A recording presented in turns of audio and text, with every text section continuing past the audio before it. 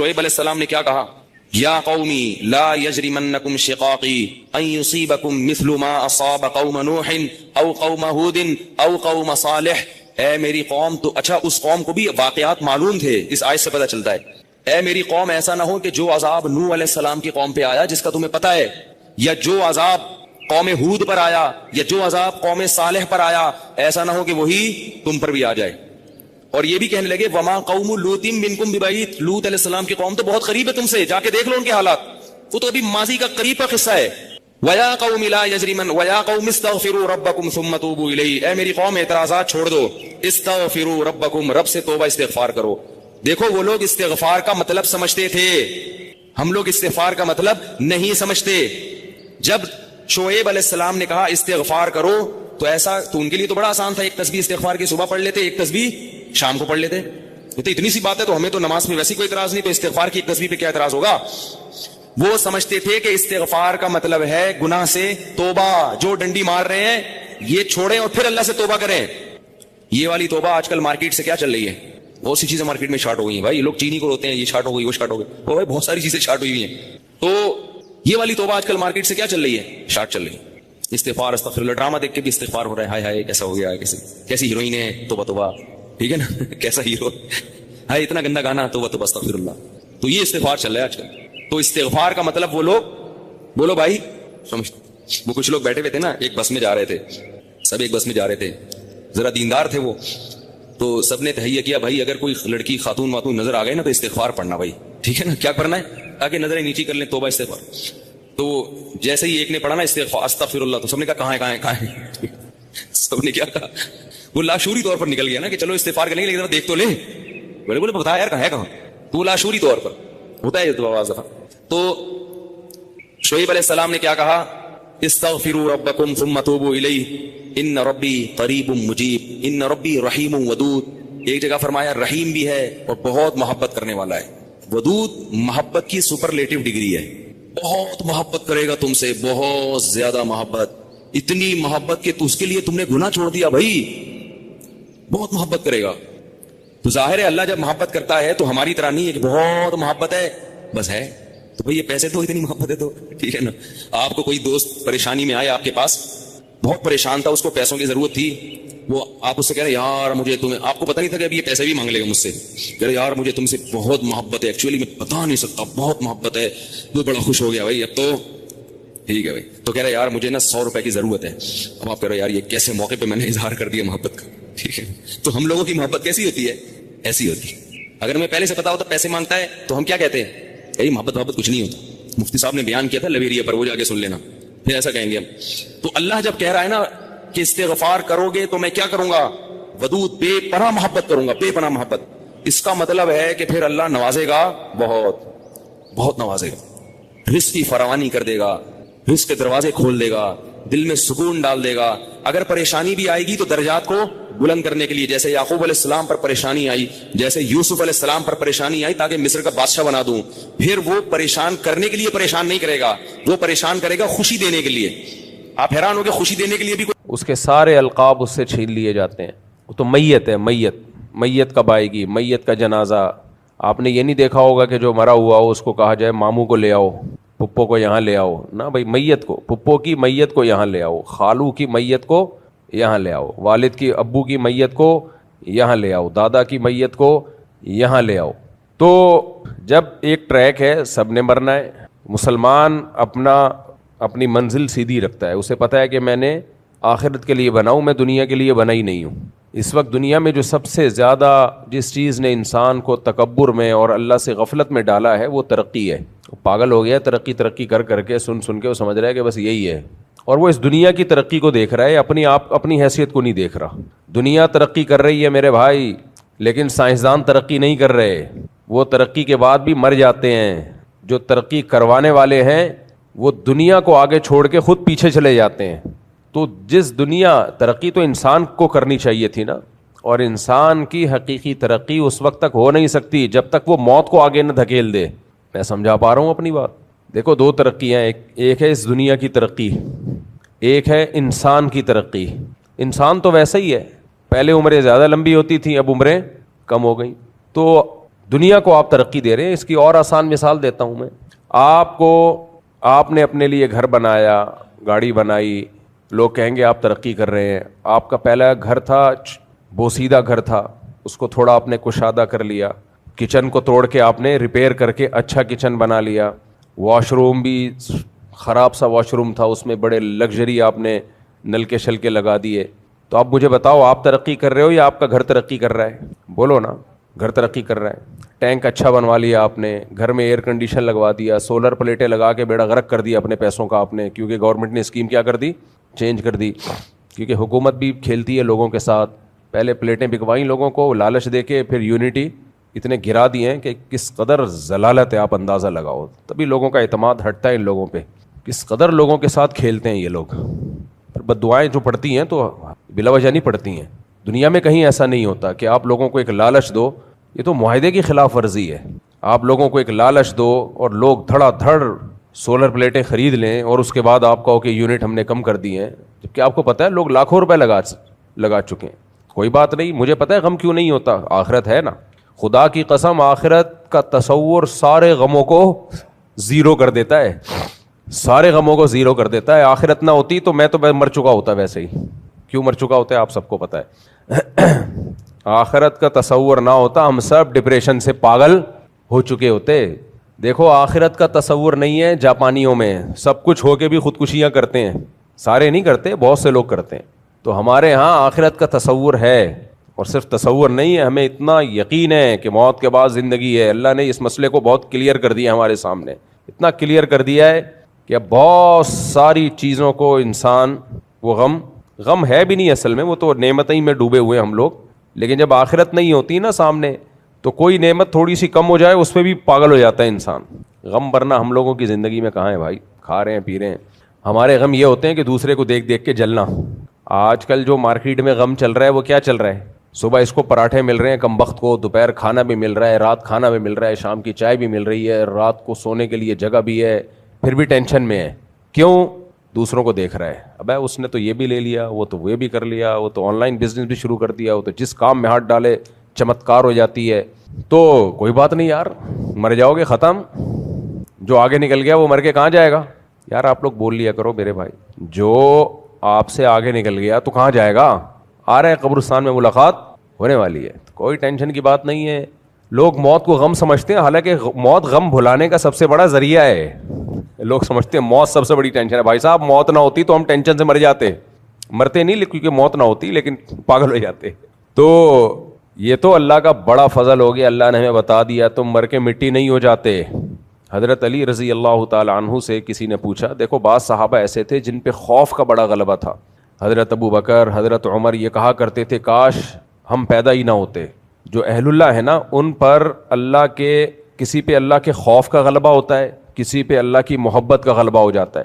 تو حضرت ابو بکر سے یہ منقول ہے, وہ کہتے کاش میں گھاس کا تنکا ہوتا, کاش یعنی اللہ کے سامنے کھڑے نہ ہونا پڑتا. لیکن حضرت علی رضی اللہ تعالیٰ عنہ سے منقول ہے, وہ فرماتے اگر ہم پیدا نہ ہوتے تو ہم اللہ کو کیسے پہچانتے. تو ان پہ اللہ کی معرفت کا غلبہ تھا. ہم اگر نہ ہوتے یعنی اللہ کی پہچان, اللہ سے تعلق, یہ اتنی بڑی لذت ہے کہ اچھا ہوا ہم پیدا ہو گئے. دیکھو یہ پوری کائنات جو بنی ہے نا, یہ وہ میں گھر والی مثال سے ہٹ نہ جاؤں, مجھے یاد دلانا. گھر کا میں نے واش روم ٹھیک کروا دیا تھا اور کچن ٹھیک کروا دیا تھا. کیا کیا رہ گیا تھا, 2-3 چیزیں رہ گئی تھیں, وہ بھی ٹھیک کرواتا ہوں انشاءاللہ. تو لیکن ٹھیک کروا کے آپ خوش نہ ہو, پھر آپ کو ماروں گا. آپ سمجھ رہے ہیں سب کچھ ٹھیک ہو جائے گا بھائی, ابھی پھر اس کے بعد جس نے بنایا ہے اس کو ماروں گا میں. وہ مثال میں انشاءاللہ کمپلیٹ کروں گا. تو کیا مثال چل رہی تھی ابھی جو, ہاں حضرت علی رضی اللہ تعالیٰ عنہ کی مثال دے رہا تھا میں. حضرت علی رضی اللہ تعالیٰ عنہ فرماتے تھے, ان سے منقول ہے کہ ہم پیدا نہ ہوتے تو اللہ کی معرفت پہچان کیسے ہوتی. یہ بڑی زبردست بات کی ہے. آج دیکھو سائنسدان جب یہ تحقیق کرتے ہیں نا, ایک ویڈیو میں دیکھ رہا تھا کائنات کی وہ سطحوں کے بارے میں, مجھے یہ ویڈیوز بڑی اچھی لگتی ہیں. تو کتنی بڑی کائنات ہے اور کیسی کہکشائیں ہیں. تو ایک سائنٹسٹ نے کہا کہ اگر انسان نہ ہوتا تو یہ سب تو راز چھپے رہتے. کون کہتا کہ اسے کیوں بنایا گیا ہے, کس مقصد کے لیے بنایا گیا. اتنی بڑی کائنات جس کے رازوں سے پردے اٹھ رہے ہیں, تو کوئی تو ہو جو سبحان اللہ کہنے والا ہو. یہ اس کی بات کو میں اپنے الفاظ میں بیان کر رہا ہوں, اس نے سبحان اللہ الحمدللہ نہیں کہا, وہ تو صلو علی الحبیب والے بھی نہیں تھے. تو کون ہوگا جو اس کائنات کو دیکھ کے اس کے اس کے رازوں کو فاش کرے گا اور اس کی گہرائیوں میں غوطے لگائے گا اور ہر روز کوئی نت نئی تحقیقات سامنے لائے گا. تو جانوروں میں تو یہ کچھ بھی نہیں ہے, وہ تو پیدا ہوئے مر گئے ختم. تو اس سے اس حدیث کی تائید ہوتی ہے. وہ حدیث تو کمزور ہے, ضعیف ہے, لیکن اس کا مفہوم درست ہے, قرآن سے ثابت ہے اس کا مفہوم. کنت کنزا مخفیا, اللہ کہتے ہیں میں چھپا ہوا خزانہ تھا, میں نے چاہا کہ میں ظاہر ہو جاؤں, اس لیے اللہ نے انسان کو پیدا کیا. یعنی اللہ نے جو کائنات بنائی, اپنی طاقت, اپنی قدرت, اپنے کمالات, کوئی اس کے کمالات کو پہچاننے والا تھا کیا؟ فرشتے تو اللہ کو دیکھ رہے ہیں, ان کو اس مادی حقیقت کو تھوڑی پتہ ہے کیا کیا کمالات ہیں. وہی وعلم آدم الاسماء کلھا, اللہ نے اس زمین کی جتنی بھی مادی اشیاء ہیں ان کے حقائق آدم علیہ السلام کے سامنے کھولے ہیں, فرشتوں کے سامنے نہیں کھولے, ان کو پتہ ہی نہیں ہے, ان میں یہ صلاحیت ہی نہیں ہے. تو انسان ہے جو یہاں چیزوں کو دیکھ کے حیران ہوتا ہے, بھائی یہ کیسے, یہ کیسے, یہ کیسے, یہ کیسے. تو وہ پھر بنانے والے کی تعریف کرتا ہے. کوئی بھی دنیا میں مینوفیکچرر کمپنی ہو یا کوئی بنانے والا ہو, وہ اپنی بنی ہوئی پروڈکٹ سے پہچانا جاتا ہے. دیکھو جو نظر آ رہا ہو وہ دیکھ کے پہچانا جاتا ہے, جو نظر نہ آ رہا ہو وہ ان چیزوں سے پہچانا جاتا ہے جن چیزوں کو اس نے, میں جملہ جان کر ادھورا چھوڑتا ہوں تاکہ آپ اس کو کمپلیٹ کر لیں. جو بنانے والا ہوتا ہے اور نظر نہ آ رہا ہو تو ہمیں وہ اپنی بنی ہوئی چیزوں سے پہچانا جاتا ہے. پولیو کی ویکسین جس نے بنائی اور جس نے پوری دنیا میں پھیلائی نا, پوری دنیا اس کو سلام کرتی ہے, پوری دنیا اس کو سلام کرتی ہے کہ اس نے انسانیت کی بڑی خدمت کی, سوائے پاکستانیوں کے, سوائے پاکستانیوں کے. تو بہت سارے کام الحمدللہ ہمارے یہاں ایسے ہیں کہ وہ سازش ہر چیز کو, کیونکہ ہم نے جن حکمرانوں کو اکثر کو دیکھا کہ وہ سازشی ہیں, تو ہمارا سسرال کو دیکھا وہ سازشیں کرتا رہتا ہے ہمارے خلاف, سسرال والوں نے اپنے سسرال کو دیکھا کہ وہ سازشیں کرتا رہتا ہے, امام نے کمیٹیوں کو دیکھا کہ میرے خلاف سازشیں کرتی رہتی ہیں, کمیٹیوں نے امام کو دیکھا یہ مسجد پہ قبضہ کرنے کے چکر میں ہمارے خلاف سازشیں کر رہا ہے, باس کو دیکھا, اپنے امپلائیز کو دیکھا, آپ کے جو ساتھ تھے ان کو دیکھا کہ وہ آپ کے خلاف دفتر میں سازشیں کر رہے ہیں, آپ کی ٹانگیں کھینچ رہے ہیں اور باس کے سامنے آپ کی برائیاں کر رہے ہیں, آپس میں بھی برائیاں کر رہے ہیں. جب آپ سامنے بیٹھتے ہیں تو ایسا لگتا ہے اس سے زیادہ کوئی نیک دنیا میں پیدا ہوا ہی نہیں ہے. تو ہر جگہ آپ کو اسٹیبلشمنٹ کو آپ نے دیکھا, الیکشن میں کون کھڑا ہو رہا ہے, جتوا کس کو رہا جا رہا ہے, ٹھیک ہے نا, ایسی جگہ سے لوگ جیت رہے ہیں جہاں سے کھڑے ہوئے ہی نہیں. اچھا پھر سیاستدانوں کو دیکھا ایک دوسرے کی ٹانگیں کھینچ رہے ہیں, سازشیں کر رہے ہیں. اسٹیبلشمنٹ کو جب اپنی باری آتی ہے تو باپ بناتے ہیں, جب اپنا مسئلہ نہیں ہوتا تو پھر وہی سب سے ملک دشمن بن جاتی ہے, وغیرہ وغیرہ وغیرہ وغیرہ وغیرہ. اس پہ بولنے کے لیے بہت کچھ ہے. تو اتنی سازشیں پاکستانیوں نے دیکھی ہیں, اتنا کچھ دنیا میں دیکھا ہے. اب تو سڑک بن رہی ہوتی ہے ایسا لگتا ہے کہ کیا ہے, سازش ہے. اچھا کام بھی ہو رہا ہوتا ہے, یہ کیا لگتا ہے, گٹر کے ڈھکن لگ رہے ہیں, لگتا ہے یہ بہت بڑی گیم کھیلی جانے والی ہے. ہمارے گیم اصل میں یہ گیم مذکر لفظ ہے اردو میں, یہ پنجاب میں جا کے مؤنث ہو گیا. ایسا لگتا ہے بہت بڑا گیم کھیلا جانے والا ہے ہمارے ساتھ, گٹر کے ڈھکن لگ رہے ہیں, اس کا مطلب ٹینٹ کچھ ہونے والا ہے. ٹھیک ہے, یعنی کوئی تھوڑا سا ہمیں منہ میں مٹھائی دے کے خوش کیا جا رہا ہے بڑے زہر کے انجیکشن کے لیے. بعض دفعہ دیکھو قرآن میں آتا ہے نا, سنستدرجہم من حیث لا یعلمون, جتنی پچھلی قوموں پہ عذاب آیا ہے وہ جب ان پہ شروع میں آزمائشیں آتی تھیں وہ پھر بھی نہیں سدھرتے تھے تو پھر اللہ ان کو ترقی دیتا تھا کہ ٹھیک ہے اب غافل ہو جاؤ, پھر ایک ہی دفعہ میں ماروں گا. تو حکومت کچھ اچھے کام کر رہی ہوتی ہے, ہمیں ایسا لگتا ہے اب اس بڑی چپت لگانے والے, اب ہمیں 2-4 ڈکن وکن لگا کے اب کچھ بہت بڑا گیم کھیلا جانے والا ہے ہمارے ساتھ. تو پٹرول سستا ہو جائے تو لگتا ہے کہ اب ڈبل مہنگا ہوگا. کیا خیال ہے بھائی؟ میں نہیں کہہ رہا ایسا ہوگا, مجھے نہیں پتا. ڈالر اگر اوپر نہیں جا رہا لگتا ہے کہ اب کچھ اور ہونے والا ہے, کچھ اور اوپر جا رہا ہے جو بتا نہیں رہے. تو ہم نے منفی چیزیں اتنی دیکھی ہیں, کوئی آپ سے تمیز سے بات کر رہا ہو لگتا ہے پیسے مانگنے والا ہے آپ سے, تھوڑی دیر میں آپ سے کیا مانگے گا, ورنہ کون تمیز سے بات کرتا ہے بھائی آج کل. تو ہر وقت منفی چیزیں اتنی زیادہ ہم دیکھ چکے ہیں کہ اب ہمیں ہر چیز میں سازش کی بولو بو آتی ہے. تو پھر وہ جو بڑی طاقتیں وہ تو ہیں ہی ہمارے خلاف سازشی, تو اب ان کے کچھ کام اچھے بھی ہوتے ہیں تو ہمیں کیا لگتے ہیں, سازش. تو یہ ہمارا قصور نہیں, ہم جس ماحول میں پیدا ہوئے بڑے ہوئے تو وہ اسی ٹائپ کا ماحول ہے. تو اس لیے اب اس کو آہستہ آہستہ ہی ٹھیک ہوگا, یہ یعنی اور خراب ہوگا, یعنی استغفر اللہ, ٹھیک ہوگا. تو خیر ہم اپنے ٹاپک کی طرف آتے ہیں, کہیں اور چلے گئے. تو اس کائنات کو جو اللہ نے بنایا ہے, اللہ تو ہمیں نظر نہیں آتا, تو اس نے بنا کے دکھا دیا کہ میں کیسا ہوں. تو اگر انسان نہ ہوتا کون پہچانتا ان چیزوں کی ڈیپ میں, کون جاتا بھائی, کون ان رازوں سے پردے اٹھاتا, کیسے کمالات ہیں ایک ایک چیز میں. کچھ چیزوں تو قرآن نے بیان کی ہیں, کچھ چیزیں قرآن نے کہہ دی ہیں مما لا یعلمون, بہت سی چیزیں ایسی ہیں جو تم ابھی نہیں جانتے, یعنی بعد میں جان لو گے, تم اس وقت نہیں جانتے تھے جب قرآن نازل ہو رہا تھا. تو اب اتنا کچھ اس اللہ نے بنا دیا, تو اس اللہ کو پہچاننا. سیدنا علی رضی اللہ عنہ فرماتے تھے ہم پیدا نہ ہوتے تو ہمیں کیسے پتہ چلتا کہ اللہ کیسی ذات ہے وہ. تو میں وہ مثال دے رہا تھا گھر کی کہ انسان تو دنیا ترقی کر رہی ہے, انسان ترقی کر نہیں سکتا. دنیا ترقی کر رہی ہے, انسان میں ترقی کے خلاف نہیں ہوں, کہیں آپ مجھے سمجھیں کہ ترقی کا جو کانسیپٹ اسلام میں ہے وہ کئی بار میں بیان کر چکا ہوں. اس ترقی کو آخرت کا ذریعہ بنایا جائے. اگر وہ ترقی آخرت کا ذریعہ ہے تو ٹھیک ہے, نہیں ہے تو پھر وہ بیکار ہے. ایسی تو فرعون نے بڑی ترقی کی ہے بھائی, اور اس ترقی کو ان حدود میں رکھا جائے جو حدود اللہ اس کے رسول صلی اللہ علیہ وسلم نے بتائی ہیں, پھر وہ ترقی نعمت ہے. تو ترقی کی مثال دے رہا تھا, گھر کوئی شخص ٹھیک کر رہا ہے تو گھر ترقی کر رہا ہے کہ نہیں کر رہا. اچھے نلکے لگا دیے اس نے, باہر صفائی کروا دی اس نے, تو لیکن پتہ چلا کہ جی اس کو تو کینسر ہے. جب گھر مکمل ہو گیا تو آپ کو کیا پتہ چلا کہ جو گھر بنانے والا ہے اس کو بہت خطرناک کینسر, آخری اسٹیج پہ چل رہا ہے وہ کینسر. تو لوگ کیا کہیں گے, آپ کے گھر نے ترقی کی ہے یا آپ نے ترقی کی ہے؟ بولو نا, گھر نے ترقی کی ہے, آپ نے تھوڑی کی ہے.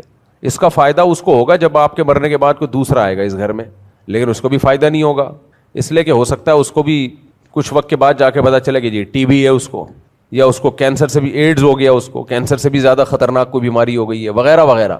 آپ کہہ سکتے ہیں ساری دنیا کو کینسر تھوڑی ہے. دیکھو یہ تو ہم کمپیئر کر رہے ہیں نا ایک دوسرے کے ساتھ کہ اس کو کینسر ہے اس کو نہیں ہے. بھائی کمپیئر کیوں کر رہے ہو؟ ہم دنیا میں ترقی اپنی ترقی کے لیے کرتے ہیں, لیکن ہماری ترقی کی راہ میں سب سے بڑی رکاوٹ موت ہے. کینسر نہیں ہوگا تو ایکسیڈنٹ سے مر جاؤ گے, ایکسیڈنٹ نہیں ہوگا شوگر سے مر جاؤ گے, شوگر نہیں ہوگا ہارٹ اٹیک سے مر جاؤ گے, ہارٹ اٹیک نہیں ہوگا کچھ اور بیماری ہوگی, بخار سے مر جاؤ گے. میں نے ایسے لوگ بھی دیکھے ہیں ہٹے کٹے میرے دوستوں میں, ایسے صحت مند, صرف ایک فیور آیا, بخار آیا ہے, نکل لیے. میرے پاس فون آیا, مفتی صاحب آپ کے فلاں دوست کا انتقال ہو گیا. کتنی عمر تھی ان کی؟ 30 سال, جوان. بھائی کیا ہوا یار؟ ابھی پچھلے ہفتے تو ملاقات ہوئی ہے, وہ جی بخار آیا تھا وہ بگڑ گیا, بس اسی میں انتقال ہو گیا. بھائی کیسے بگڑ گیا یار؟ اتنی زبردست اینٹی بایوٹک آج کل ایجاد ہو چکی ہیں, بخار کی 20 قسمیں ایجاد ہو چکی ہیں. نہیں بھائی ابھی تو ملے تھے. آپ نے کئی دفعہ سنا نہیں ہوگا یار پچھلے ہفتے تو میری ملاقات ہوئی تھی.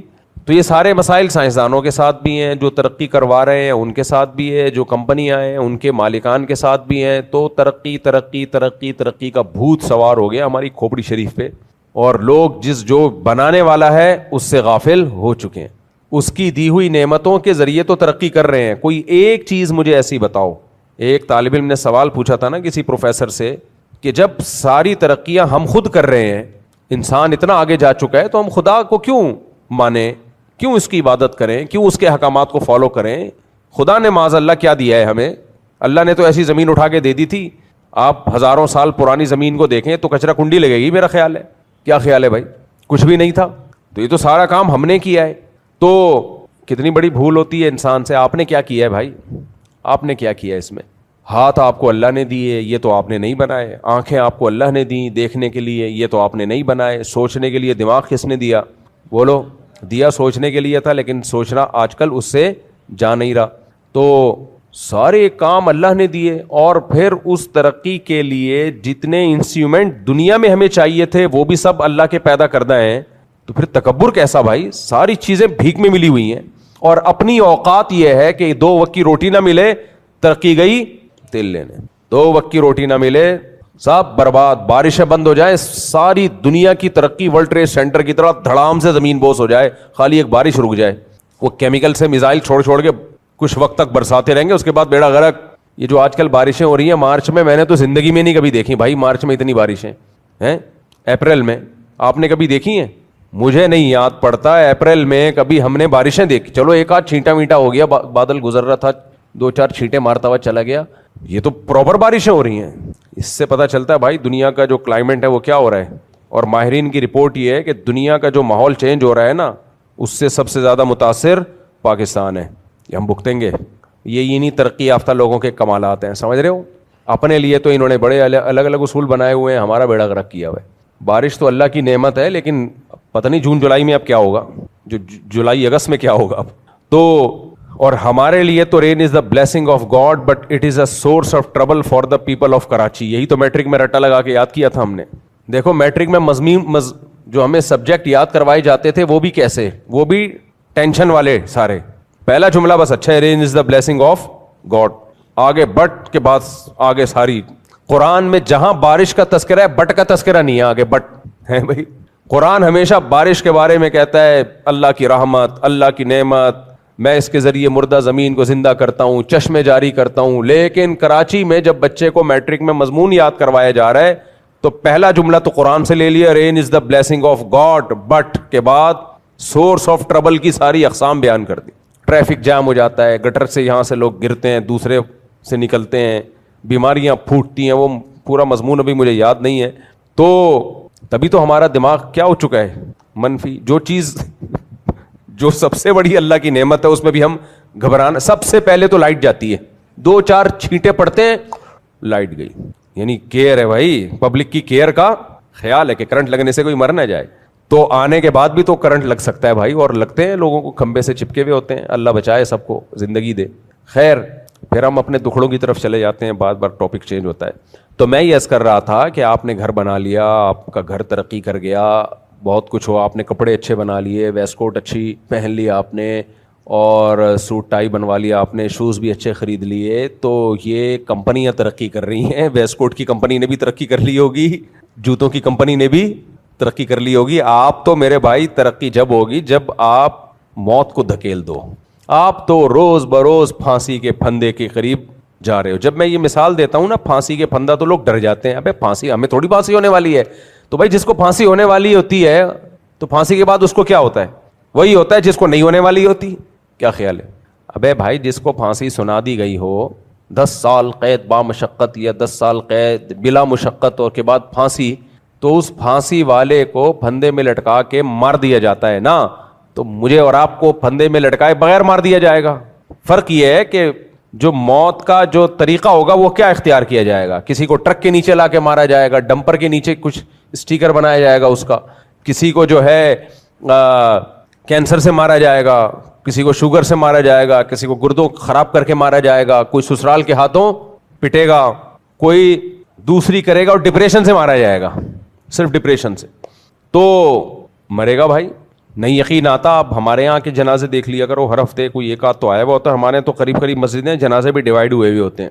اگر ایک محلے میں ایک مسجد ہوتی تو اب جنازے ہی ہو رہے ہوتے ہیں. یہاں پہ حرم میں دیکھ لو آپ, جو لوگ عمرہ کرنے حج کرنے جاتے ہیں, ہر نماز کے بعد الصلاۃ علی الجنائز, اور وہ ایک جنازہ نہیں ہوتا, یاد رکھو. حرم میں جو جنازہ ہو رہا ہوتا ہے, امام حرم مسجد نبوی میں یا مسجد حرام میں جب جنازے کی نماز پڑھاتے ہیں تو وہ ایک نہیں رکھا ہوا ہوتا, کئی جنازے ایک نماز میں ہوتے ہیں. تھوڑی سی آبادی کہیں بڑھ جائے تو پھر جنازوں کا ریشو دیکھا کرو. تو میں آپ کو ڈرا نہیں رہا, نہ قرآن ہمیں موت یاد دلا کے ڈراتا ہے. قرآن ہمارے سامنے ایک حقیقت کو کھولتا ہے. وہ حقیقت یہ ہے, یا ایھا الناس, اے لوگو, لا یغرنکم الحیات الدنیا ولا یغرنکم باللہ الغرور. اے لوگو تمہیں یہ دنیا کی زندگی دھوکے میں نہ ڈال دے. بڑے بڑوں کو دھوکے میں ڈالا اس نے, ابھی نہیں لگ رہا, جب موت آئے گی تو انسان کہے گا واقعی ہم دھوکے میں پڑے ہوئے تھے. ولا یغرنکم باللہ الغرور, اور جو شیطان ہے وہ بھی تمہیں لمبی لمبی امیدیں دلا کے دھوکے میں ڈالے گا. شیطان کو بھی اللہ نے دھوکے باز کہا, اور اس دنیا کی زندگی کو بھی اللہ نے مکمل کریں, اس دنیا کی زندگی کو بھی اللہ نے دھوکے باز کہا. دونوں کو بڑا دھوکے باز, کیونکہ غرور کا لفظ مبالغے کا صیغہ عربی میں, یہ جو ہم اردو میں کہتے ہیں نا غرور, تکبر, غرور اردو میں اس کا کانسیپٹ الگ ہے, عربی میں اس کا تصور الگ ہے. عربی میں غرور دھوکہ دینے کو کہتے ہیں. مغرور عربی میں قابل ترس لفظ ہے, جس بیچارے کو دھوکہ دے دیا ہو اس کو عربی میں مغرور کہا جاتا ہے, بیچارہ. اور اردو میں مغرور کسے کہا جاتا ہے؟ متکبر. کہتے ہیں بڑا مغرور آدمی ہے.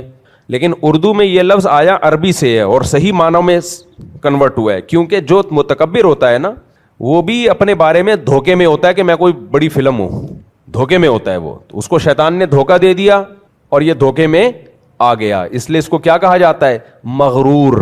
لیکن اصل لفظ مغرور کا جس کو دھوکہ دے دیا گیا ہو, اور غرور غین کے زبر کے ساتھ, غرور نہیں غین کے زبر کے ساتھ, غرور دھوکہ دینے والا, بڑا دھوکہ دینے والا, یعنی مبالغہ اس میں. تو اللہ نے فرمایا وَلَا يَغُرَّنَّكُمْ بِاللَّهِ الْغَرُورُ, تمہیں دھوکہ دینے والا شیطان دھوکے میں نہ ڈال دے. شیطان کیسے دھوکہ دیتا ہے؟ قرآن میں اس کی مختلف مثالیں ہیں, اور ان مختلف مثالوں میں دو چیزیں کامن ہیں, یعنی ان تمام مثالوں کو جمع کریں تو دو اصول سامنے آتے ہیں شیطان کے دھوکہ دینے کے. نمبر ایک, لمبی لمبی امیدیں دلاتا ہے. کیا دلاتا ہے؟ لمبی لمبی امید. وہ امیدیں دلاتا ہے ابھی تو ایکچولی ابھی دیکھو کیا ہونے والا ہے, یہاں بحریہ ٹاؤن لگا دے, بس سب کچھ اٹھا کے کہاں لگا دے. مجھے بحریہ ٹاؤن بولتا ہوں, میرے بچہ یاد آتا ہے, ابو بھیڑیا ٹاؤن چلیں. بھیڑیا ٹاؤن بچے بھی یار خدا کی قسم انٹرٹینمنٹ کا سب سے بڑا, اس کو وہ منہ سے نکلتا نہیں نا, چھوٹا ہے, ابو بھیڑیا ٹاؤن چلیں گھومنے. میں نے کہا گھومنے کی جگہ بھی بول رہا ہے اور بھیڑیا ٹاؤن بھی بول رہا ہے بھائی, یعنی گھومنے کی جگہ بھی بول رہا ہے اور ٹاؤن کون سا ہے؟ بھیڑیا. تو میں نے کہا بھیڑیا ٹاؤن کو گھومنے کی جگہ ہوتی ہے. خیر ہم لے گئے, اس کو گھما دیا ہم نے. ہماری کراچی والوں کی انٹرٹینمنٹ ٹوٹل یہی ہے. باہر ملکوں میں ہم جاتے ہیں ماشاءاللہ, پنجاب میں بھی بڑی جگہ ہیں, کراچی والوں کی جو انٹرٹینمنٹ ہے نا ٹوٹل, یا تو گوشت کھا کے آ جائیں گے ادھر کہیں جا کے ہائی وے پہ کہیں گوشت پوشت پھوڑ پھاڑ کے آ جائیں گے, یا بیچارے بھیڑیا ٹاؤن کا ایک چکر لگا کے گاڑی میں گھومیں گے, یوں 7 چکر لگائے واپس آ گئے, دیکھ لیا بھائی صحیح ہے. تو یہ کراچی والوں کی بیچاروں کی, اور اس میں بھی واپسی پہ اگر بارش ہو گئی تو وہ پھر بھیڑیا ٹاؤن ہی ثابت ہوتا ہے کہ یار کہاں گئے تھے, اتنا ٹریفک جیم ہو جاتا ہے اگر واپسی میں بارش ہو جائے. تو خیر, تو بہت غم دیکھیں کراچی نے اور دیکھ ہی رہا ہے مسلسل. اللہ کرے ان غموں سے اللہ ہمیں نکال دے, کچھ ہمیں بھی کچھ انسانوں والی زندگی عطا فرما دے, کچھ کہیں باہر نکلیں تو صاف ستھرا سا ماحول نظر آئے اور آنکھ نہ کھلے, ایسا ہی رہے پھر وہ ماحول. خیر, تو لا یغرنکم الحیات الدنیا, اللہ کہتے ہیں یہ دنیاوی زندگی تمہیں دھوکے میں نہ ڈالے. ولا یغرنکم باللہ الغرور, اور تمہیں شیطان دھوکا نہ دے. تو یہ دھوکا دو طرح سے دے گا. شیطان کے دھوکے میں بتا رہا تھا دو طرح سے ہوتے ہیں. نمبر ایک, لمبی لمبی امیدیں اور بے موقع خوف. یہ عجیب بات ہے. الشیطان یعدکم الفقر, نہیں شیطان امیدیں بھی دلاتا ہے اور خوف بھی. انسان کے پاس جو موٹیویشن ہے نا کسی عمل کی, بڑی زبردست بات ہے, اللہ کرے سمجھ میں آ جائے. ہمیں جب بھی موٹیویشن ملتی ہے نا کچھ کرنے کی, دو چیزوں سے ملتی ہے, امید اور خوف سے. امید کا مطلب کریں گے تو یہ مل جائے گا, نہیں کریں گے تو پتہ نہیں کیا ہو جائے گا, یہی ہوتا ہے نا. ارے بھائی آپ صبح صبح آفس کیوں جاتے ہو, دفتر کیوں جاتے ہو؟ امید ہوتی ہے جائیں گے تو روکھڑا ملے گا, اور نہیں گئے گھر میں فاقے پڑ جائیں گے, یہ خوف ہے. یہی ہوتا ہے کہ نہیں ہوتا؟ آپ کوئی بھی دنیا میں کام کر رہے ہو, مزدور جو کدال لے کے نکلتا ہے, محنت کرتا ہے, اس شوق سے تھوڑی کر رہا ہوتا ہے بھائی, اس لیے کرتا ہے کہ کریں گے تو کچھ ملے گا, یہ امید ہوتی ہے. نہیں کریں گے خوف ہوتا ہے فقر و فاقہ کا. تو ہر عمل کے پیچھے کچھ امیدیں اور کچھ خوف, کچھ لالچ اور کچھ خوف جو انسان سے عمل کرواتا ہے. آپ کا کوئی دشمن ہوتا ہے, آپ زیادہ اس سے دشمنی نہیں پالتے. بعض دفعہ ڈر ہوتا ہے کہ یار ایسا نہ ہو کہ زیادہ دشمنی پالی تو الٹا ہی گلے نہ پڑ جائیے. یہ خوف آپ کو روکتا ہے, حالانکہ دل چاہ رہا ہوتا ہے اس کو نقصان پہنچانے کا. تو اسی وجہ سے قرآن نے بھی جنت کی امیدیں دلائیں اور جہنم کا خوف, کہ بھائی کر لو تو جنت میں چلے جاؤ گے, نہیں کرو گے تو کہاں جاؤ گے. الایمان بین الخوف والرجاء, ایمان امید اور خوف کے بیچ میں. شیطان بھی یہی گیم کھیلتا ہے بالکل. لیکن شیطان کیا کرتا ہے, جس چیز کی امید دلانی چاہیے اس کی دلاتا نہیں ہے, جس چیز کا خوف نہیں دلانا چاہیے اس کا خوف دلاتا ہے. وہ بالکل الٹ چلتا ہے. جس کا خوف نہیں ہونا چاہیے, بے موقع خوف, بے موقع خوف. آپ کروڑوں روپے کماتے ہو, آپ کو آپ کی بیگم بولتی ہے بھائی گھر میں کچھ راشن واشن لے کر آؤ, آپ کو خوف کہ اگر میں نے گھر میں راشن ڈلوا دیا تو یہ میرے 1,00,000 روپے کم ہو جائیں گے, بچے کو میں نے اسکول میں اچھے پڑھا دیا تو میرے پیسے کم ہو جائیں گے. یہ بے موقع خوف ہے یا نہیں ہے؟ لوگ بولیں گے کم بخت, تو نہیں کھلا رہا تو یہ تو بیگم بھی تیری بھاگے گی, بچے بھی باغی ہو جائیں گے, کرے گا کیا تو ان پیسوں کا. پھر آپ ایک دم جوش میں آئے, نہیں نہیں یار مجھے تو خرچ کرنا چاہیے, گھر بھی اچھا بنانا چاہیے, نہیں نہیں نہیں. پھر بے موقع خوف. کنجوس آدمی کو اسی طرح کے خوف آتے ہیں نا, یہ خوف اس کا بیڑا غرق کر دے گا, یہ بیڑا غرق کر دے گا. یہ غلط چیز, غلط خوف ہے. اور آسان مثال, آپ کی جاب لگ گئی, آپ کو یہاں سے فلائی کر کے جانا ہے, سمجھ لو امریکہ جانا ہے یا جاپان جانا ہے, بڑی اچھے بڑے عرصے کے بعد آپ کی جاب لگی, فاقے چل رہے تھے. اب کسی نے آپ کے کان میں آ کے کہہ دیا بھائی جہازوں کے کریش ہونے کی ویڈیوز دکھا دی آپ کو, دیکھ فلاں موقع پہ یہ جہاز کریش ہوا تھا, یہ دیکھ کیسے ہل رہا ہے, پائلٹ کی حالت دیکھ. آپ کہو گے بھائی 100 میں یا لاکھوں میں کوئی ایک کریش ہوتا ہے, ضروری تھوڑی یہ بھی کریش ہو جائے. کہ بھائی ضروری تو نہیں ہے لیکن ممکن تو ہے نا. جو پہلے جہاز میں بیٹھے ہوئے تھے کیا ان کو پتا تھا کہ یہ کریش ہوگا؟ نہیں پتا تھا نا. بس تجھے بھی نہیں پتا, سیم سچویشن ہے. سچویشن کیا ہے؟ سیم سچویشن ہے. ورلڈ ٹریڈ سینٹر سے جو جہاز جا کے ٹکرایا, ان کے پائلٹوں کو اور ان کے جو پیسنجر تھے ان کو پتا تھا یہ ٹکرائے گا؟ آپ سے پوچھ رہا ہوں, نہیں پتا تھا. تو اب وہ اس کو ڈرا رہا ہے, جو جاپان جا رہا ہے ملازمت کے لیے, اچھی تنخواہ مل رہی ہے اس کو ڈرا رہا ہے کہ جیسے ان کو نہیں پتا تھا تجھے بھی نہیں پتا ہے, تو تیرا جہاز بھی کیا ہوگا, کہیں جا کے چنگ چونگ شنگ پونگ سے جا کے ٹکرائے گا تیرا جہاز, شنگ شانگ سے جا کے. اب آپ گھبرا رہے ہو. تو یہ خوف موقع کا خوف ہے, یہ بے موقع خوف ہے. شادی کی مثال دیں گے تو سمجھ میں آئے گی انشاءاللہ. آپ بالغ ہو گئے, عاقل ہو گئے, دماغ سیٹ ہے آپ کا, فٹ فاٹ ہو آپ, اور آپ کو اللہ نے اتنا دیا ہے کہ صبح 2 پراٹھے کھا سکتے ہو اور ایک بیگم کو بھی 2 پراٹھے کھلا سکتے ہو. یہی ہوتا ہے خرچہ, اور کیا ہے. باقی جب بچہ پیدا ہوتا ہے وہ تو پھر تو ایسے فیوچر کو دیکھو گے, پھر تو پاگل ہو جاؤ گے بھائی. لوگ پتہ ہے کیا دیکھ رہے ہوتے ہیں شادی میں؟ ابھی شادی ہوگی, اس کا خرچہ, پھر بچہ پیدا ہوگا, اس کا خرچہ, پھر بچہ تھوڑا سا بڑا ہوگا, اس کی خوراک چینج ہوگی, اس کا خرچہ, پھر بچہ اسکول میں جائے گا, پھر اس کا خرچہ, پھر اس کو ساری زندگی پڑھانا ہے, پھر اس کا خرچہ, پھر اس کو ڈاکٹر بنانا ہے 4 سال. تو آج کل فیس اتنی چل رہی ہے میڈیکل کالجز کی, تو اس وقت کیا فیس ہوگی, سونے کا ریٹ ویٹ ایک اندازہ لگا کے اتنا خرچہ. پھر وہ کم بخت انسان کا بچہ نکلا یا نہیں نکلا, اس کا خرچہ. یہ بھی تو ہوتا ہے, ساری انویسٹمنٹ کر دی پھر بھی ایک ہی ہوتا ہے نا. آج کل تو ایک آدھ سے زیادہ ہو نہیں رہے بھائی, تو اس لیے ان کو بڑا فوکس ہوتا ہے کہ یار یہی ہو. زیادہ ہوں گے تو چلو یار 2-4 اسپیئر میں بگڑنے کے لیے کیا ہو گیا, 2-4 بگڑ بھی گئے تو ہر گھر میں ایک آدھ پہلے بگڑا ہوا ہی پیدا ہوتا تھا, تو ایک آدھ ہوتا تھا, اب تو ایک ہی ہے. اس پہ ساری انٹینشن جو ہے, ساری توجہ اس کے اوپر. اب یہ کیلکولیشن, میرے جو دوست میرے ساتھ بالغ ہوئے تھے نا, وہ اب تک وہ کیلکولیشن میں لگے ہوئے ہیں. سمجھ میں آ رہی ہے بات؟ کیلکولیٹر لے کے بیٹھے ہوئے کمارے اسی طرح کی. میں کہتا ہوں تکلف کی ضرورت نہیں ہے, چھوڑ دو, کیلکولیشن کرتے رہو. سونا جب نیچے جائے گا تو کر لینا. خیر, اور سونا نیچے جانے سے بالکل بھی خوش نہ ہوا کرو. میں نے آپ کو پہلے بتا دیا ہے کہ یہ نیچے اس لیے جاتا ہے تاکہ ڈبل اوپر جائے. پیٹرول نیچے جانے سے بالکل بھی خوش بولو نہ ہوا کرو. ڈیزل جو نیچے جاتا ہے اس لیے جاتا ہے تاکہ ڈبل اوپر جائے. تو پھر سوال پیدا ہوتا ہے خوش کس چیز سے ہوں؟ آپ بولو گے مفتی صاحب ہم آپ کے بیان سننے ٹینشن کے لیے نہیں آتے, ہم دینی باتیں سننے کے لیے آتے ہیں. تو آپ ہمیں ٹینشن کیوں دے رہے ہو؟ تو میں ٹینشن ختم کر رہا ہوں کہ جتنی چیزیں نیگیٹو ہیں ختم ہو جائیں گی ایک دن, کیونکہ ہم ختم ہو جائیں گے. سمجھ میں آ رہی ہے بات؟ ہم سے پہلے باپ دادے اسی ملک میں رہ کر گئے ہیں کہ نہیں؟ کراچی کی بات کر رہا ہوں, پورے ملک کی بات نہیں کر رہا. اسی کراچی میں رہ کر گئے ہیں نا, زندگیاں گزار لیں تو چلے گئے, تو بس ختم. تو ہم بھی نکل لیں گے پتلی گلی سے, گٹر کے ڈھکن لگیں نہ لگیں, ہم نے تو بھائی آگے جانا ہے یار. تو یہ سوچ کے ہم زندہ ہیں, خوش ہیں الحمدللہ. خیر, تو میں کیا بات کر رہا تھا یار, آج میں ٹاپک میں دائیں میں بہت ہو رہا ہوں. تو وہ بے خوف جو ہے نا, بے خوف, کیلکولیشن کی بھی آپ نے, یعنی بے موقع خوف, بے خوف نہیں بے موقع خوف. تو یہ شیطان کی طرف سے ہوتا ہے کہ میں شادی کروں گا, پھر بچہ ہوگا, پھر فلانا, پھر ڈمکانا. ایک عجیب مصیبت میں ڈال دیا بھائی. جو عقل مند آدمی ہے وہ دیکھتا ہے یار ابھی کیا ہے میرے پاس, فی الحال بیگم کو کھلانے کے لیے ہے, بسم اللہ. دیکھو اس ہاں کہہ رہے ہیں کراچی میں خوف یہ بھی ہے کہ یہ زمانہ جائے گا تو پھر کوئی ڈاکو نہ مار کے چلا جائے. تو خوف ہی خوف. تو یہ بے موقع خوف ہے, بے موقع خوف. بھائی دیکھو, ہمیں بھوک لگتی ہے اور جیب میں روٹی کے پیسے ہوں تو ہم کیا کرتے ہیں, کھا لیتے ہیں. حالانکہ ممکن ہے قبض ہو جائے, اٹک جائے. تو آپ نے لکھا کہ اگر میں نے یہ روٹی کھائی تو اس بات کا بھی امکان ہے کہ قبض ہو جائے, اور اس بات کا بھی امکان ہے کہ موشن لگ جائیں. تو پہلے میرے پاس موشن کے علاج کا خرچہ یا قبض کا خرچہ ہے یا نہیں ہے؟ ابے پاگل کے بچے, کھا لے یار تو آرام سے بیٹھ کے. جو بنیادی ضرورتیں ہوتی ہیں فوراً پوری کی جاتی ہیں, اس کے بعد دیکھا جاتا ہے اس کو مینیج کیسے کرنا ہے. تو میں بار بار جو چیختا رہتا ہوں نا کہ شادی بھی انسان کی روٹی کی طرح بنیادی ضرورت ہے, ذہن میں رکھو.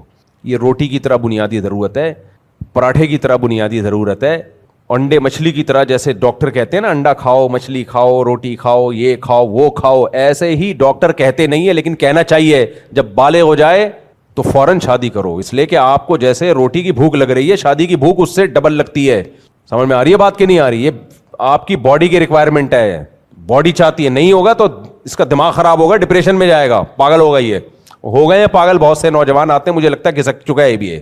اور پھر خدا نخواستہ کوئی عشق معاشقے میں آ گیا, پھر تو خودکشیاں بھی ہو رہی ہیں. 18 سال کے لونڈے خودکشیاں کر رہے ہیں. خیر ابھی یہ ٹاپک نہیں ہے, ابھی اصل ٹاپک کی طرف آتا ہوں. اصل تو یہی تھا لیکن دوسرے ٹاپک کی طرف آتا ہوں. تو اصل تو یہی ہے نا, یہ اس لیے ہے کہ یہ سوسائٹی کی ضرورت ہے. دیکھو مجھے شادیاں کرنی ہوتی نا، اس لیے میں شادی بیان کر رہا ہوتا، تو آپ کہتے ہیں مفتی صاحب یار تم ہر وقت، اس کی مثال ہے جیسے کوئی ہر وقت صدقے کے فضائل کوئی امام بیان کر رہا ہو، تو یہ وہم ہونے لگتا ہے کہ امام صاحب کی جیب خالی ہو گئی، یہ چاہتے ہیں کہ کوئی ان کو صدقہ دے. تو یہ وہم ہو سکتا ہے، عین ممکن ہے امام کی یہ نیت نہ ہو، لیکن یہ وہم ہو سکتا ہے کہ یار یہ ہر وقت صدقہ لے کے بیٹھے ہوئے ہیں. کوئی بیوی شوہر کے حقوق پر امام صاحب ہر وقت بیان کر رہے ہوں، تو اس کا مطلب شاید یار اپنی بیگم کو سمجھانا چاہ رہے ہوں، تو یہ وہم ہو سکتا ہے. تو اگر میری ایک ہوتی، دو ہوتی، باقی دو نہ ہوتی، چار پوری نہ ہوتی، میں پھر شادی کر رہا ہوتا، آپ کہتے ہیں یار لگتا ہے مفتی صاحب ابھی ان کا دماغ سیٹ ہوا نہیں ہے، ان کو ابھی پورے رشتے ملے نہیں ہیں. تو یہ اس لیے فضائل سن رہے ہیں کیونکہ اور بھی آ جائے. تو بھائی ہمارا تو نصاب کمپلیٹ ہو گیا نا، کیا خیال ہے؟ ہمارا تو کوئی لینا دینا نہیں ہے. تو اب تو میرے اخلاص پہ یقین کر لو میرے بھائی کہ میں اپنے لیے نہیں کر رہا، یہ سب آپ کے لیے کر رہا ہوں. اچھا خیر، ایک جملہ بیچ میں کر کے بس اصل ٹاپک کی طرف آتا ہوں. ایک بات یاد رکھو، میں جو یہ نظریہ چلا رہا ہوں 2 شادیاں 3 شادیاں، اس میں لوگ سیریس نہیں ہو رہے ہیں، اس کو مذاق سمجھ رہے ہیں لوگ. کیسے؟ جب کرنے پہ آتے ہیں نا تو سیریسلی نہیں کرتے. کچھ لوگ نے کرنا دھرنا ہے نہیں، بیوی کو ٹارچر کرتے رہتے ہیں، وہ ہر وقت گھر میں شادی کی بات کر کے دھمکیاں دیتے رہتے ہیں، اگر تم ٹھیک نہیں ہوئی میں دوسری شادی کر لوں گا. یہ غلط ہے، یہ بالکل غلط ہے. آپ ایک چیز جس کو شریعت نے ایک ضرورت سوسائٹی کی قرار دیا، اس میں بیوی کے جذبات سے کھیلنے کی آپ کو اجازت نہیں ہے، کھیلنے کی اجازت نہیں ہے. آپ نے کرنی ہے، آپ اس کے کندھے پہ رکھ کے بندوق نہ چلائیں کہ تمہارے اندر چونکہ خرابی ہے اس لیے میں کر رہا ہوں. ایک تو آپ اس پہ سوکل لا رہے ہو اور ذمہ دار بھی اسی کو ٹھہرا رہے ہو، تو بغیر چھری کے ذبح کر دیا آپ نے اس کو. ایسے موقع پہ تو کہا جائے گا تمہارے اندر کوئی خرابی نہیں ہے، اس کو اور زیادہ اپنے قریب کیا جائے گا. دوسری بات یہ کہ کرنی ہو کر لو. روزانہ گھر میں یہ ٹاپک چھیڑ کے گھر کا ماحول خراب بولو نا مت کرو. یہ ٹاپک چھیڑ کے گھر کا ماحول خراب مت کرو. یہ بالکل ایسا ہی ہے دیکھو شوہر مر جائے تو کیا ہوتا ہے، چیخنا چلانا ہوگا، 4 مہینے 10 دن عدت ہوگی، اس کے بعد عورت کو سکون آ جائے گا کہ نہیں آ جائے گا؟ لیکن مرا نہیں ہے، ہر وقت کہہ رہا ہے بیگم ہو سکتا ہے میں مر جاؤں. بولو نا بیگم ہو سکتا ہے میں مر جاؤں. کہہ رہی کیا ہوا، کینسر ہو گیا؟ نہیں کینسر تو نہیں ہے، ہو سکتا ہے ہو جائے. یہ کیا کر رہے ہو آپ؟ آپ کو ہونا اس کو ہو جائے گا. یہ چل رہا ہے مارکیٹ میں. شوہر جب دوسری شادی کرتا ہے بیوی کے لیے وہ ایسا ہی ہوتا ہے جیسے مر گیا، بیوہ ہو گئی، یعنی ایک غم پہنچتا ہے اس کو. لیکن اس کے بعد آہستہ آہستہ نارملائز ہو جاتی ہے چیزیں اگر وہ صبر کرنا چاہے. لیکن یہ جو ٹارچر ہے نا، میں کر رہا ہوں، رشتہ آیا ہوا ہے، آج مجھے اپنی کلیگ پسند آ گئی ہے اور میں جا رہا ہوں رشتہ دیکھنے کے لیے. اچھا تم چائے نہیں بنا رہی ٹائم پہ، کر لوں دوسری لے آؤں. یہ کیا کر رہے ہو یار تم؟ مجھے بددعائیں دلوا رہے ہو. اپنی بیٹیوں کا اپنی بہنوں کا سوچو. تمہارے داماد تمہارے ساتھ یہ سلوک کرنا شروع، ہر وقت آپ تمہاری بیٹی کو ایک ٹارچر کرنا شروع کر دیں تو یہ انسان کے بچے بنو میرے بھائی.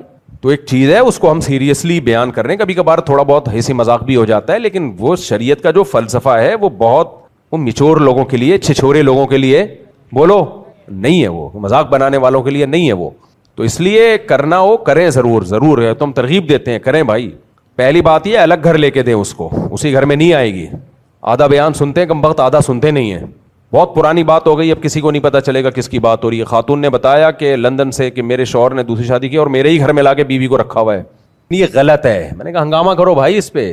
شوہر کا رائٹ اگر دوسری شادی ہے تو بیوی کا رائٹ اس کا سیپریٹ گھر ہے. ایک بات. نمبر 2، جب تک آپ کی ایک ہوتی ہے نا تو بیوی کمپرومائز کرتی ہے بہت سی چیزوں میں، کرنا چاہیے اس کو.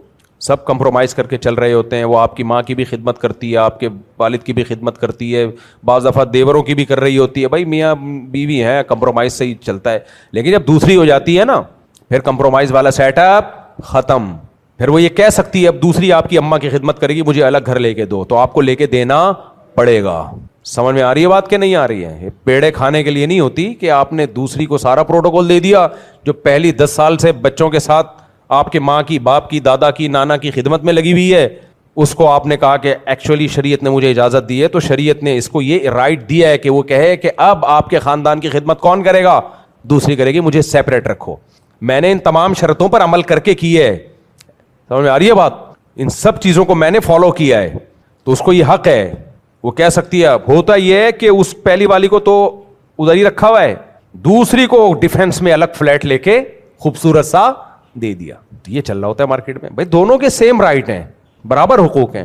تو پہلی نے جو آپ کے ساتھ اتنا کمپرومائز کیا تھا تو شریعت نے اس پہ کچھ چیزیں لازم، ماں باپ کی خدمت تو جو بھی رہتا ہے وہ تو لازم ہے اخلاقی طور پہ، لیکن اس پہ یہ تو جائز ہے نا کہ وہ الگ گھر کا مطالبہ کر سکتی ہے، میں الگ رہوں گی. وہاں لے آیا کرو اپنی اماں کو خدمت کے لیے, جب لے آؤ کہ خدمت کروں گی, یہ رائٹ تو ہے نا اس کا. تو آدھی بات لے رہے ہوتے ہیں لوگ, پوری بات نہیں لے رہے ہوتے. اور یہ تو ظلم کی انتہا ہے کہ آپ نے دوسری کو ادھر ہی لا کے رکھ دیا. یہ تو نہیں ہو سکتا بھائی, یہ تو کسی صورت میں جائز نہیں ہے. اپنے لیے بھی عذاب کھڑا کر رہے ہو. بہت کم واقعات ہیں, 2 3 4 کو ایک ساتھ انہوں نے گھر میں رکھا ہوا ہے, ہیلمٹ پہن کے جاتے ہوں گے گھر میں, یا بلٹ پروف جیکٹ پہن کے جاتے ہوں گے, وہ ان کا اپنا مسئلہ ہے, لیکن نارملی ایسا ہوتا نہیں ہے, الگ الگ ہو. ایک گڑبڑ یہ بھی کر رہے ہوتے ہیں, بیوہ عورت سے شادی کر لی, اس کے بچوں کو لے کے پال لیا, سلام ہے بھائی آپ کو, ماشاءاللہ بہت اچھا کیا, جنت کمانے کا اس سے بڑا کوئی ذریعہ ہو نہیں سکتا. لیکن وہ بچے لا کے پہلی کی جھولی میں ڈال دیے, یتیم بچے ہیں پالو. کیوں بھائی, اس کی ذمہ داری نہیں ہے, آپ کی رسپانسبلٹی ہے, آپ پالو اس کو. بعض یہ بھی کر رہے ہوتے ہیں, پال تو نہیں رہے لیکن لاتے ہیں اس کو پہلی والی کے گھر میں. بھائی پہلی والی کے گھر میں آپ دوسری کے بچوں کو زبردستی بولو نہیں لا سکتے, نہیں لا سکتے آپ. کیونکہ جس عورت کی باری ہوتی ہے نا, بیوی کی باری ہوتی ہے, وہ چاہتی ہے مجھے شوہر پوری توجہ کے ساتھ ملے. پھلتر کی طرح 2 4 آپ چپکا کے لاؤ گے نا بچے, اس کو پتا ہے یہ ادھر توجہ رکھے گا. نہیں یاری, میرا خیال ہے بات. ایک مثال دیتا ہوں, پھر کھوپڑی شریف میں آئے گی. تم تو کمارے چھڑے چھاٹ ٹائپ کے لوگ ہو, چھوڑو, تمہارے سامنے یہ ایک والوں کے سامنے یہ باتیں کرنا ہی ٹائم ویسٹنگ ہے.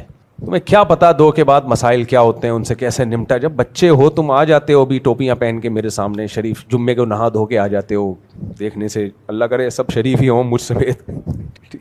ایک گڑبڑ یہ ہوتی ہے, میں آپ کو مثال سے سمجھاتا ہوں. حدیث میں آتا ہے, سیدہ عائشہ رضی اللہ تعالی عنہا کی باری تھی. کس کی باری تھی؟ سیدہ عائشہ. حضرت زینب نے حلوہ بنا کے بھیج دیا, کس کی باری میں؟ حضرت عائشہ کی باری. حضرت عائشہ نے وہ حلوے کی پلیٹ لی, زمین پہ مار کے توڑ دی اس کو. کیا ہوا بھائی, حلوے میں کیا کون سی ایسی چیز ہے, کیا مطلب, کیوں سیدہ عائشہ کو اتنا غصہ آیا؟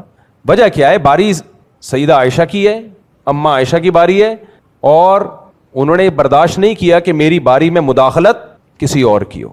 کیونکہ نبی جب وہ کھائیں گے حلوہ, وہ یہ والے حلوے نہیں ہوتے تھے, حلوے کھانے سنت نہیں ہے جو آج کل کے حلوے آ رہے ہیں.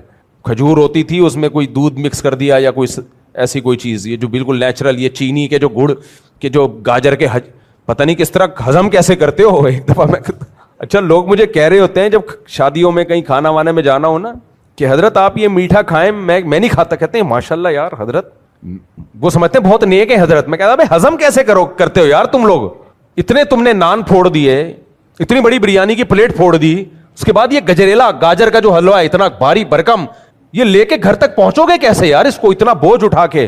تو یہ تقویٰ نہیں ہے جو میں یہ پرہیز کر رہا ہوتا ہوں, میں حیران ہو رہا ہوں یہ ہضم کیسے کر رہے ہو تم لوگ. تو بھائی آپ کا میدا لوہا لاٹ ہوگا, ہم تو نارمل جو سادہ شریف انسانوں کا جیسا میدا ہونا چاہیے نا. میں نہیں کہہ رہا ہم کوئی نیک پرہیزگار ہے, لیکن میدا شریفوں والا رکھا ہوا ہے ہم نے, جو اتنا ہی ہضم کرتا ہے جتنے باڈی کو ضرورت ہے. اتنی ایسے پھوڑ رہے ہوتے ہیں یار, اتنا پھوڑ پھاڑ کے کتنے اسٹیمنا. ایک صاحب کو تو میں نے دیکھا یار, آج کل شادیوں میں 4 5 قسم کے میٹھے ہو گئے ہیں, 4 5 قسم کے میٹھے پھوڑے انہوں نے پورا کھانا کھانے کے بعد, اور پورا بھر کے. مجھے کہہ رہے ہیں آپ بھی کھائیں نا. میں نے کہا میرے اندر طاقت ہی نہیں ہے بھائی, میں نہیں کھا سکتا یار. اسٹیمنا ہوتا تو شاید میں اس سے ڈبل کھا لیتا, لیکن میرے اندر پاور نہیں ہے. آپ لوگ کا میدے کو سلام ہے یار, لیکن اللہ کرے اتنا مضبوط میدا نہ ہو, دشمنوں کا بھی نہ ہو, کیونکہ یہ مضبوط میدا آپ کا بیڑا غرق کر رہا ہے. یہ لکڑ ہضم پتھر ہضم کر کے آپ وہ گول ہو چکے ہیں, وہ کسی کو پتہ نہیں چلے گا کس کی بات ہو رہی ہے, ان کو بھی نہیں, پرانا واقعہ ہے وہ. اب میں نے کچھ دن پہلے دیکھا تو لمبائی اور چوڑائی برابر ہے, پتہ نہیں چلتا بیٹھے ہوئے ہیں, لیٹے ہوئے ہیں, کھڑے ہوئے ہیں, کیا ہیں. جہاں سے لیٹا بھی دو تو بیٹھے ہوئے لگیں گے, بٹھا دو تو لیٹے ہوئے لگیں گے, کچھ پتہ نہیں چل رہا. ہاتھ لگا کے چیک کرنا پڑتا ہے سر کس طرف کو ہے. یہ حالت ہو گئی ہے. لیکن میدا بڑا پاورفل ہے بھائی. میدے کی طاقت کا تعلق اس سے, اس کو عادت کس کی ڈال رہے ہو. زیادہ کھانے کی عادت ڈالو گے زیادہ ہضم کرنا شروع کر دے گا, کم کھانے کی عادت ڈالو گے تو زیادہ کھاؤ گے تو ہضم ہی نہیں ہوگا. میدا تو ڈیپینڈ کرتا ہے آپ کی عادت پہ. تو وہ امی عائشہ کی باری میں انہوں نے کیا بنا, حلوہ بنا دیا, جو وہ کھجور وجور اس زمانے میں جو کھجور میں گھی ڈال دیا, کس طرح کی کوئی چیز ہوتی ہوگی. تو سیدہ امی عائشہ نے وہ توڑ دیا. کیوں بھائی؟ جو توجہ ہے وہ پیغمبر کی کس کی طرف ہونی چاہیے, میری طرف. حلوے سے اتنی توجہ نہیں جاتی زوجہ کی طرف جتنی موبائل سے جاتی ہے. ایک بیوی کی باری ہے اور بیٹھ کے پہلی والی سے, یا پہلی کی باری ہے دوسری سے گپے مار رہے ہوں, اور سناؤ کیا پکایا تم نے. پھر جب بیگم غصہ ہوتی ہے, ڈپریشن میں جاتی ہے, تو کہتے ہیں یار اسی لیے کہتے ہیں 2 شادیاں نہیں کرنی چاہیے, آدمی کی زندگی عذاب بن جاتی ہے. ابے جب تو ادھر جا رہا ہے تو اس کی باری کا مطلب اس کی باری ہے نا, اس کو توجہ دو.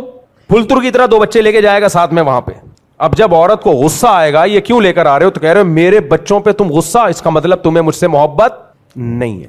پھر وہ پورا نا سائنس دیکھو, یہ اس حیثیت سے پھر ایسی لڑائی ہوتی ہے جو کبھی بھی ختم نہیں ہوتی. بیگم کہتی ہے ان کو کیوں لے کر آئے, وہ کہتے ہیں یہ محلے کے بچے نہیں ہیں, یہ میرے بچے ہیں. اب بتاؤ بیگم تمہیں مجھ سے محبت ہے یا نہیں ہے؟ ہاں ہے. تو پھر جس سے محبت ہوتی ہے اس کے دوستوں سے بھی محبت ہوتی ہے کہ نہیں ہوتی؟ ہاں ہوتی ہے. تو میرے بچوں سے بھی تمہیں بچوں کو محبت ہوگی, تمہیں ہوگی کہ نہیں ہوگی؟ کیونکہ میرے بچے ہیں, تمہیں مجھ سے محبت اور مجھے اپنے بچوں سے محبت. پلس مائنس کر کے جواب کیا آیا؟ تمہیں میرے بچوں سے محبت. نہیں آ رہی سمجھ میں؟ اب پھر وہی نابالغ لوگوں کے سامنے میں نے باتیں شروع کر دی ہیں. یہ ہوتا ہے بچوں کو لے گئے آپ دوبارہ سے نا, سین بہت زبردست یہ ہوتے ہیں, آپ اس کو مذاق نہ سمجھو. باری ہے محمودہ کی, فرضی نام ہم لکھ رہے تھے, محمودہ عام طور پہ میں نے سنا نہیں ہے نام. محمودہ کی باری ہے, لے گئے رخشندہ کے بچوں کو آپ, جو آپ سے ہیں. بعض دفعہ تو پرانے والے شوہر سے ہوتے ہیں, وہ لے جا رہا ہوتا ہے آدمی, وہ تو زیادہ ڈینجرس ہو جائے گا. یہ 2-3 شادیوں کے بعد یہ گیم بہت ہوتا ہے. جن کو 2-3 شادیوں کرتے ہیں نا, تو کوئی بیوہ ملتی ہے, کوئی طلاق یافتہ ملتی ہے, کسی کے پہلے سے بچے ہوتے ہیں, کسی کے ان سے بچے. تو وہی میں لطیفہ سے سناتا رہتا ہوں نا, آفس میں فون آیا ایک خاتون کا, آپ جلدی سے گھر آئیں, میرے بچوں نے آپ کے بچوں کو مارا ہے. اور اس کے جواب میں آپ کے بچوں نے پھر میرے بچوں کو مارا, پھر ہم دونوں کے بچوں نے لڑائی چھڑوائی ہے, تو آپ جلدی سے گھر پہنچے. تو یہ بھی ہوتا ہے, میرے بچے پھر اس کے بچے پھر فلانے کے بچے پھر ڈمکانے کے بچے, بڑے مسائل. انجوائے یار لائف کو, یہی تو ہے. آپ کے کیا ہے, 2 ہی بچے ہیں ٹوٹل, آپ دونوں ہی کے ہیں, کوئی کسی قسم کی کنفیوژن ہے ہی نہیں. یہ کہ زندگی ہے, زندگی ہے یہ. خیر بات کو جلدی سے سمیٹتا ہوں میں. تو سیدہ عائشہ کو غصہ کیوں آیا کہ مداخلت بولو دوسری زوجہ کی. تو اب کیا ہوتا ہے کہ اتنی سی مداخلت برداشت نہیں کی ہے, اور یہ نہیں ہوتی, محبت کا تقاضا ہے. تو اسی طرح میرے بھائی جب دوسری کے گھر جا رہے ہو, پہلی والی کے بچوں کو لے کے جا رہے ہو, چاہے وہ آپ ہی کے بچے ہیں, پھر اس پہ یہ رپورٹیں پیش کرنا کہ جی چونکہ یہ میرے بچے ہیں, مجھے ان سے محبت ہو, تمہیں مجھ سے محبت ہو, تمہیں میرے بچوں سے بھی. یہ تو یہ فلسفہ چھوڑ دو, ایک طرف رکھ دو. جب وہاں جا رہے ہو وہ خود بلا لے, اچھی بات ہے, بچوں کو تعارف کرواؤ ضرور, لیکن جب آپ جا رہے ہو تو توجہ اس کا ٹائم پھر اس کو دینا چاہیے. خیر تو میں بات کو جلدی سے سمیٹتا ہوں.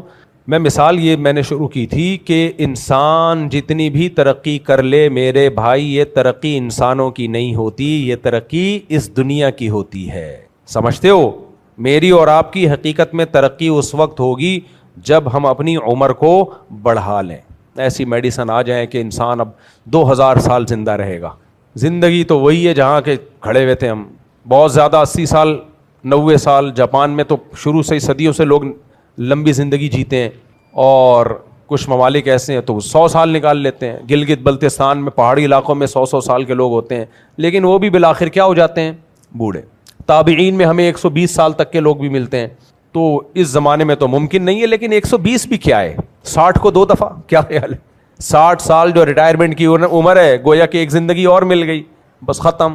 تو اس لیے اللہ تعالیٰ نے جو قرآن میں فرمایا من یرتد منکم عن دینہ, دین سے جو پیچھے ہٹے گا نا, تو میں اس کی مثال دے رہا تھا کہ منزل ہماری آخرت ہے, جو اس منزل سے ذرا سا بھی پورا ریورس ہوا وہ بھی ارتداد ہے, تھوڑا ریورس ہوا وہ بھی ارتداد. حقیقی معنوں میں ارتداد اس میں نہیں ہے جو اپنی منزل کو فوکس کر کے آگے بڑھتا چلا جا رہا ہے. تو اللہ نے اس کے بارے میں فرمایا جو بھی دین سے پیچھے ہٹے گا میں ایسی قوم کو پیدا کروں گا جو اللہ سے محبت اور اللہ ان سے محبت. اس میں اللہ نے بتا دیا کہ دین سے اگر پیچھے نہیں ہٹنا چاہتے تو اللہ کی محبت پیدا کر لو, کیونکہ جو پیچھے ہٹے ہیں نا ان میں ایک ہی چیز کی کمی تھی, اللہ سے محبت کی کمی تھی. تو اللہ ایسے لوگوں کو پیدا کرے گا جو اللہ سے محبت کریں گے. جب اللہ سے محبت کریں گے تو پیچھے ہٹیں گے. پھر انسان کو جس سے محبت ہوتی ہے اور کانفیڈنٹلی ہو, اس کو پتا ہو کہ محبت بھی ٹھیک ہے. بعض دفعہ حرام محبت ہوتی ہے, دل ملامت کرتا ہے کہ یہ ٹھیک نہیں ہے, لیکن جو محبت جس کا حکم ہو, عقل اور ضمیر مطمئن ہو اس محبت پہ, اس محبت میں انسان کی سپیڈ ہمیشہ محبوب کی طرف ہوتی ہے, اس سے پیچھے نہیں ہوتی. تو اس لیے صوفیاء کرام میں اس کو بہت زیادہ فوکس کیا جاتا ہے کہ اللہ کی محبت پیدا کی جائے. ہمارے دل خشک ہو چکے ہیں, جھاڑیاں بن چکے ہیں, اجڑ چکے ہیں. ہمارے حضرت مفتی رشید احمد صاحب ہمیں ذکر بتایا کرتے تھے, اس کو تصوف کی زبان میں اشغال کہا جاتا ہے. تو مختلف اشغال کرتے ہیں نا, بعض اذکار ایسے ہیں کہ ان کو مخصوص طریقے سے کیا جائے, ان کا اثر بہت زیادہ ہوتا ہے. اگرچہ وہ سنت سے ثابت نہیں ہے لیکن وہ علاج کے طور پہ ان کو سنت سمجھنا بدعت ہے. تو اس میں حضرت فرمایا کرتے تھے جب اللہ کا ذکر کرو تو دو چیزوں کا تصور کرو. نمبر ایک, کپڑا جو سفید کپڑا ہوتا ہے نا, اسے نیل دینے سے پہلے اس کے میل کچیل کو صاف کیا جاتا ہے. جب میل کچیل صاف ہو گیا پھر اس کو نیل دیں گے, کیسی اس میں خوبصورتی آتی ہے. اور جب کسان کہیں باغبانی کا کام کرتا ہے تو پہلے جھاڑیاں کاٹتا ہے, اس کے بعد خوبصورت پھول پودے لگائے گا وہ. ایسا ہے یا نہیں ہے؟ تو فرماتے تھے جب اللہ کے ذکر کے لیے بیٹھو اس نیت سے کہ اللہ کی محبت پیدا ہو. دیکھو وظیفے پڑھنے والے, جن چڑیل بھوت بھگانے والے بہت ہیں اس نیت سے وظیفے پڑھنے والے, میرا روزگار لگ جائے, میرا یہ کام ہو جائے, میرا وہ کام ہے, اس نیت سے بہت لوگ ہیں. اللہ کے لیے, اللہ کو راضی کرنے کے لیے ذکر کرنے والے مارکیٹ میں کیا ہیں؟ شارٹ ہیں. تو فرماتے تھے کہ اس نیت سے ذکر کہ اللہ کی محبت دل میں پیدا ہو جائے. اللہ کی محبت ہے نیل کی طرح, پھولوں کی طرح. تو وہ محبت جب تک پیدا نہیں ہوگی جب تک اللہ کے علاوہ کی محبت کے کانٹے اور میل کچیل دل سے نکل نہ جائے. سمجھ میں آ رہی ہے بات کہ نہیں آ رہی ہے؟ تو اللہ کے علاوہ سب کچھ مارکیٹ سے کیا کیا جائے؟ شارٹ کیا, سب نکالا جائے. اللہ کے علاوہ میں ہر چیز, عزت, شہرت, دولت, سب سپیریئر کون ہے بھائی؟ اللہ ہے. منزل ہماری وہاں ہے تو پیچھے ہٹنا وہ فائدہ نہیں ہے. تو یہ جب تک پیدا نہیں ہوگی میرے بھائی, نہ دنیا میں سکون ملے گا نہ آخرت میں. اور ہم نے بڑوں سے سنا ہے کہ اللہ کے خوف سے بھی عمل ہوتا ہے. نماز پڑھتا ہے اللہ کے خوف سے, داڑھی رکھتا ہے اللہ کے خوف سے, نظر کی حفاظت کرتا ہے اللہ کے خوف سے. فرمایا خوف سے عمل میں اتنی طاقت نہیں ہوتی جتنی محبت سے عمل میں طاقت آتی. تو محبت پیدا کر لو, خوف بھی ہو لیکن خوف مغلوب ہو, محبت غالب ہو. محبت میں جب کام ہوتا ہے تو مزیدار ہوتا ہے, خوف میں جب کام ہوتا ہے تو مزیدار بولو نہیں ہوتا. ایک دوا آپ کو حکیم نے ایسی بتا دی جو ہے بھی مزے کی, تو آپ تو چاہو گے ایک کے بجائے 2 چمچے کھاؤ, حکیم روکے گا بھائی ایک کھا. لیکن ایک دوا اگر کڑوی ہے تو آپ چاہو گے ایک بھی نہ کھاؤں, حکیم کہے گا کھا ورنہ مرے گا. تو خوف سے جو کام ہوتا